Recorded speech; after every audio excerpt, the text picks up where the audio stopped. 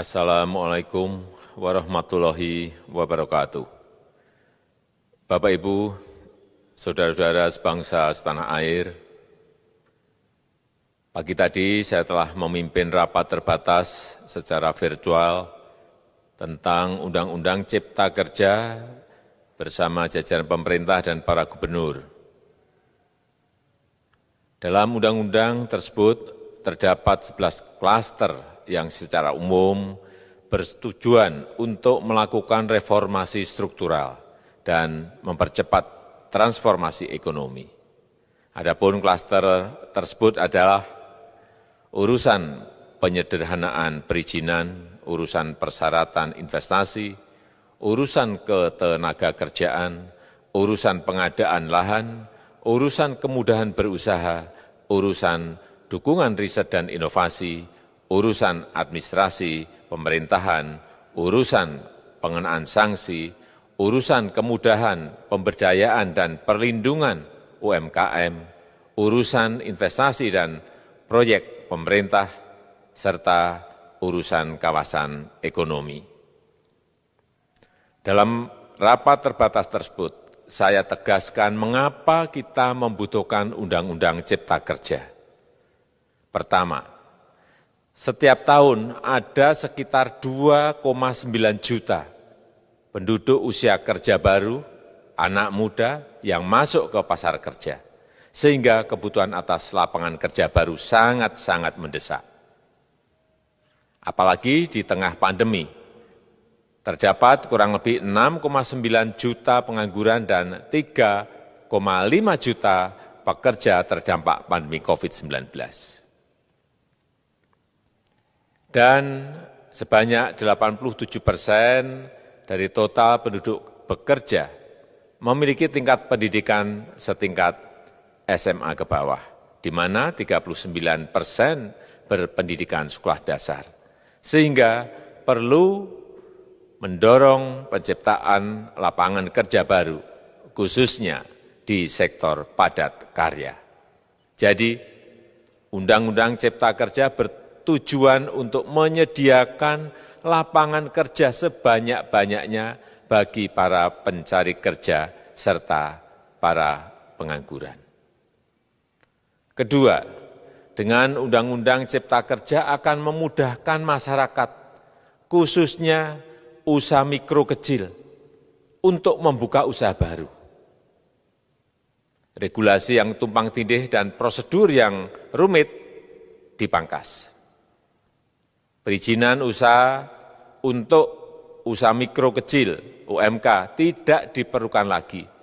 Hanya pendaftaran saja. Sangat simpel.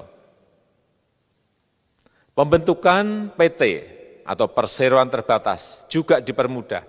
Tidak ada lagi pembatasan modal minimum. Pembentukan koperasi juga dipermudah. Jumlahnya hanya 9 orang saja. Koperasi sudah bisa dibentuk. Kita harapkan akan semakin banyak koperasi-koperasi di tanah air. UMK, usaha mikro kecil yang bergerak di sektor makanan dan minuman. Sertifikasi halalnya dibiayai pemerintah. Artinya gratis. Izin kapal nelayan penangkap ikan misalnya, hanya ke unit kerja Kementerian KKP saja. Kalau sebelumnya harus mengajukan ke Kementerian KKP, Kementerian Perhubungan, dan instansi-instansi yang lain.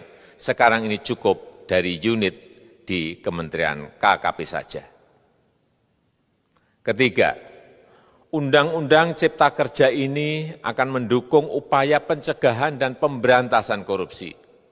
Ini jelas karena dengan menyederhanakan, dengan memotong, dengan mengintegrasikan ke dalam sistem perizinan secara elektronik, maka pungutan liar, pungli dapat dihilangkan.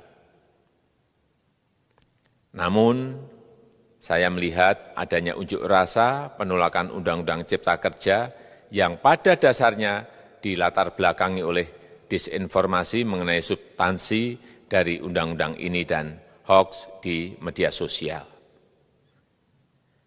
Saya ambil contoh, ada informasi yang menyebut tentang penghapusan UMP, upah minimum provinsi, UMK, upah minimum kota kabupaten, UMSP, upah minimum sektoral provinsi. Hal ini tidak benar, karena faktanya upah minimum regional, UMR, tetap ada. Ada juga yang menyebutkan bahwa upah minimum dihitung per jam. Ini juga tidak benar. Tidak ada perubahan dengan sistem yang sekarang. Upah bisa dihitung berdasarkan waktu dan berdasarkan hasil. Kemudian adanya kabar yang menyebutkan bahwa semua cuti sakit, cuti kawinan, cuti khitanan, cuti baptis, cuti kematian, cuti melahirkan, dihapuskan. Dan tidak ada kompensasinya. Saya tegaskan juga ini tidak benar. Hak cuti tetap ada dan dijamin. Kemudian apakah perusahaan bisa mem-PHK kapanpun secara sepihak? Ini juga tidak benar. Yang benar, perusahaan tidak bisa me-PHK secara sepihak. Kemudian juga pertanyaan mengenai benarkah jaminan sosial dan kesejahteraan lainnya hilang. Yang benar, jaminan sosial tetap ada. Yang juga sering diberitakan tidak benar adalah mengenai dihapusnya AMDAL, analisis mengenai dampak lingkungan. Itu juga tidak benar. AMDAL tetap ada. Bagi industri besar harus studi AMDAL yang ketat. Tetapi bagi UMKM lebih ditekankan pada pendampingan dan pengawasan. Ada juga berita mengenai Undang-Undang Cipta Kerja ini mendorong komersialisasi pendidikan. Ini juga tidak benar. Karena yang diatur hanyalah pendidikan formal di kawasan ekonomi khusus, di KEK. Sedangkan perizinan pendidikan tidak diatur di dalam Undang-Undang Cipta Kerja ini. Apalagi perizinan untuk pendidikan di pondok pesantren. Itu tidak diatur sama sekali dalam Undang-Undang Cipta Kerja ini. Dan aturannya yang selama ini ada tetap berlaku. Kemudian diberitakan bahwa keberadaan bank tanah. Bank tanah ini diperlukan untuk menjamin kepentingan umum, kepentingan sosial, kepentingan pembangunan nasional, pemerataan ekonomi, dan konsolidasi lahan serta reforma agraria. Ini sangat penting untuk menjamin akses masyarakat terhadap kepemilikan tanah, kepemilikan lahan. Dan kita selama ini tidak memiliki bank tanah. Saya tegaskan juga bahwa Undang-Undang Cipta Kerja ini tidak melakukan resentralisasi kewenangan dari pemerintah daerah ke pemerintah pusat. Tidak ada. Perizinan berusaha dan pengawasannya tetap dilakukan oleh pemerintah daerah sesuai dengan NSPK, norma, standar, prosedur, dan kriteria yang ditetapkan pemerintah pusat. Ini agar dapat tercipta standar pelayanan yang baik di seluruh daerah. Dan penetapan NSPK ini dapat nanti akan diatur di dalam PP atau peraturan pemerintah. Selain itu, kewenangan perizinan untuk non-perizinan berusaha tetap ada di Pemda, sehingga tidak ada perubahan. Bahkan kita melakukan penyederhanaan, melakukan standarisasi jenis dan prosedur berusaha di daerah. Dan perizinan berusaha di daerah diberikan batas waktu. Ini yang penting di sini. Jadi ada service level of agreement. Permohonan perizinan dianggap disetujui bila batas waktu telah terlewati. Saya perlu tegaskan pula bahwa Undang-Undang Cipta Kerja ini memerlukan banyak sekali peraturan pemerintah atau PP dan peraturan presiden atau Perpres.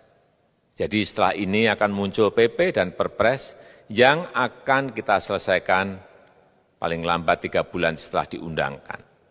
Kita pemerintah membuka dan mengundang masukan-masukan dari masyarakat dan masih terbuka usulan-usulan dan masukan dari daerah-daerah.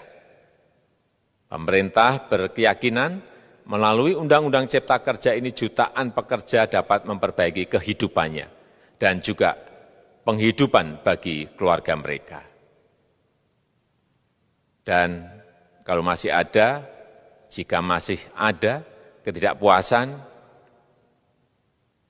terhadap Undang-Undang Cipta Kerja ini, silahkan mengajukan uji materi atau judicial review melalui MK, Mahkamah Konstitusi. Sistem ketatanegaraan kita memang mengatakan seperti itu. Jadi, kalau masih ada yang tidak puas dan menolak, silahkan diajukan uji materi ke MK. Saya rasa itu yang bisa saya sampaikan pada kesempatan yang baik ini. Terima kasih. Wassalamualaikum warahmatullahi wabarakatuh.